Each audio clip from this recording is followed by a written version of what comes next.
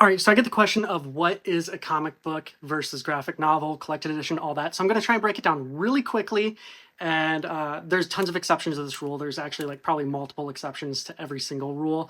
So it's not going to be tried or true. It's not going to be perfect. But here's what helped me when I first started collecting comics. So you have your traditional single issue comic here. This isn't a bag and board, but single issue comic that comes out usually monthly. And these are great for, you know, if you want to collect covers, art covers, or if you want to read the story right away. But there you go. Then you have your trade paperback, which generally collects like all your single issues into one trade paperback edition where they're all together for you to read, or in multiple volumes, but they come out every, few months, 6 months, something like that. So you can read it quicker, but in a little bit cheaper, quicker format, easier to get around. Then you have your graphic novel, which this is also a trade paperback, but it didn't come out in single issues, but it's a trade paperback, but it's also a graphic novel because it's not a collected edition. It's not collecting single issues. It's just a graphic novel.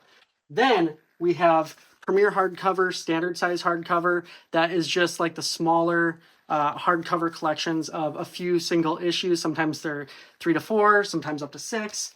Depends. Then you have two different kind of deluxe editions. So you have like Dark Horse has its own kind of deluxe editions, which collects, this isn't a graphic novel, it's a collected edition because it collects single issues. This is also a collected edition because it collects single issues. It would be a graphic novel technically if it was just collecting a single story that did not come out in single issues. But you can see there are two different kinds of deluxe editions here. One is like Image, Marvel, DC, a couple others, maybe Boom, have this size, and then Dark Horse and some others have this size deluxe edition. So you can see it's a little bit taller, a little bit wider. Depends on how many issues it collects. That's not what we're talking about really. Then you have your Omnibus Editions, which are the same size as those larger oversized hardcovers, deluxe editions, but this generally collects a giant run. Usually, this is, I think, 50 some issues in here. So it's a collected edition, omnibus. They're all kind of comics, but comics are generally the single issues, the floppies, but they're all comics. It's just kind of single issues versus collected edition, graphic novels, all that. Then you have your library editions, which are even larger than your omnibus right here, but they are also bigger hardcover. And then you have your absolute editions, which are slightly bigger, usually in a slipcase, stuff like that.